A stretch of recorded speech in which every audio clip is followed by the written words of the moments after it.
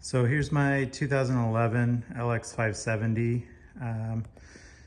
Basically running some bigger tires and a sensor lift and a Techstream height offset lift. Disregard the flags. This vehicle was in a recent parade. So what we got here is we're running out of down travel.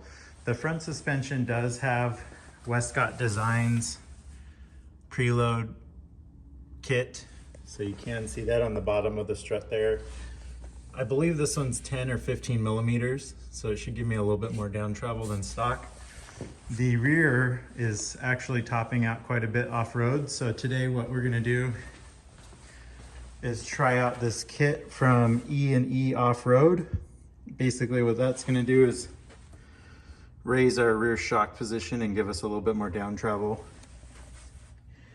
I have measured all of the suspension heights from the front cam bolt center and the rear trailing arm front bolt center. Basically about 1.25 inches over stock, and even with just that I'm already topping off in the high mode off-road. I should say topping out. And then you also want to account for if the vehicle puts itself in ultra high mode, it's going to bump you up, I believe, about 30 millimeters and exacerbate the topping out problem. So Westcott spacers in the front, the max droop that I'm getting on the front cam bolt is about 17.25, and then the rear is stock, so we're going to see if we can get this droop up a little and hopefully fix that problem. Hardware for the kit looks excellent, so we'll get this installed and then take a measurement, see how our down travel is looking. Okay, a couple things about this kit. So the rear suspension's going quite a bit lower. So like it says on E&E Off-Road's website, you will have to lower your differential breather. That's how it was installed. So I'm thinking I'm gonna just rotate this bracket and see if it gives me enough slack. I already do have extended steel brake lines, and yeah, you can see them right there, the Slee Off-Road brake lines, so that should be helpful. And I do have the Duro bump stops installed right here, so that will limit the amount of up travel and keep the shocks from bottoming out when they reach full compression. So yeah, let's go ahead and lower it, and hopefully this diff breather has enough space now.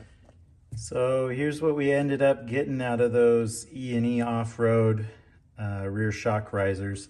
We went from 17.5 up to 18.25 and 18.75 on the passenger side. So definitely worth doing. Got a lot more droop out of the rear end. Hopefully it doesn't top out as much off-road. Go ahead and crawl under here to kind of show how they came out. So that's the riser, the rear shock riser. So this nut right here is pretty difficult to get to, but you can get to it with a wrench through this hole in the back. Also lining up this bolt was a real pain in the butt because of this bushing without gumming up the aluminum. Overall seems pretty well built. There was a little bit more clearance in the bracket than I thought there would be, so this did kind of crush down a little bit, which I thought was interesting.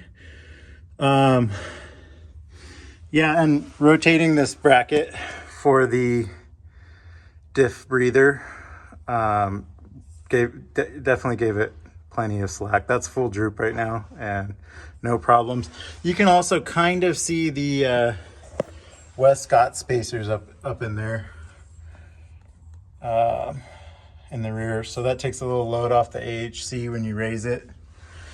Same with the front. When you raise it, it takes a little bit of load off the hydraulic AHC system. I also have one of these Dr. KDSS pan hard bar brackets. That made a huge difference in high mode going over bumps. Yeah. This comes with two options, raw aluminum, or you could get it anodized. I would get it anodized because once they put the thread insert in there, you can no longer take it to get anodized. I found that out.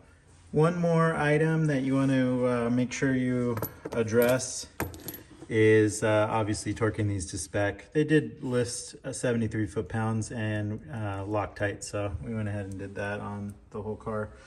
Yeah, it came out really good. See how it does off-road.